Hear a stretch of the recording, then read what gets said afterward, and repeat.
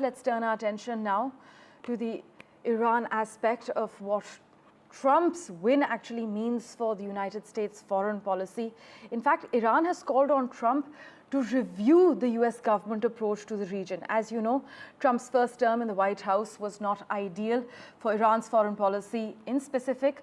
But what exactly does Trump 2.0 mean for not just the United States, but the world? Well, for further clarity as far as Iran's affairs are concerned, we have with us Dr. Reza Khanzadeh. Always a pleasure to have you on the show, Dr. Reza. There are still comprehensive sanctions on Iran, as we are aware, but the Biden administration, as many have pointed out, has tended to look the other way at Iran's oil sales. Are officials in Iran now worried about Trump's return and perhaps the prospect of tougher sanctions enforcement? You believe something will change in the US-Iran relationship? Thanks for having me.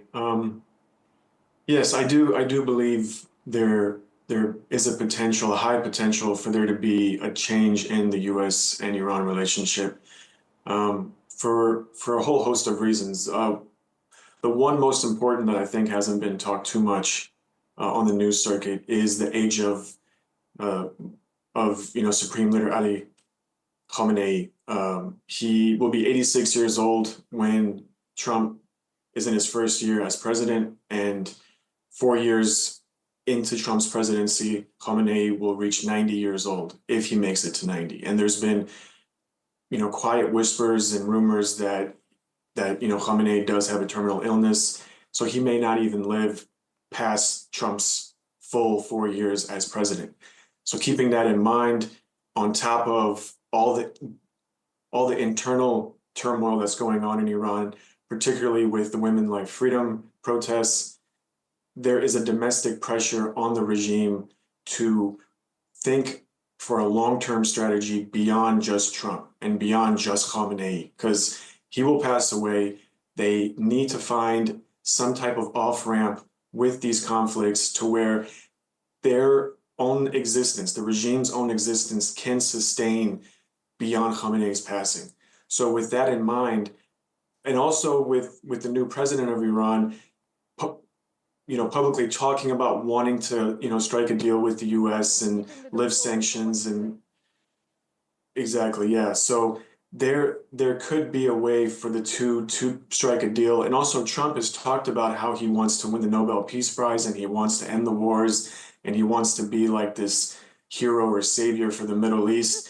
And although local papers in Iran, though, today, the newspaper Hamshari actually put an artist's rendering of Trump in an orange prison jumpsuit and the handcuffs under the headline, Return of the Murderer, while in fact a hardline local publication said it was back to the crime scene. Dr. Reza, is there then any reason to be hopeful with Trump back in the White House for Iran?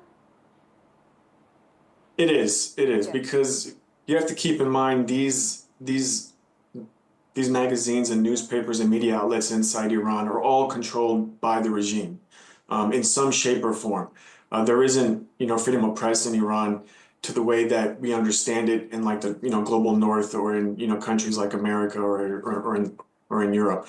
So when we see these types of ads and these types of articles, we should consider it with, with some type of, understanding that this is more, appeasing to the people within the regime, but then also the citizens within Iran to try to continue that narrative that U.S. is the enemy and we can't trust them and, there's no way we can strike a deal.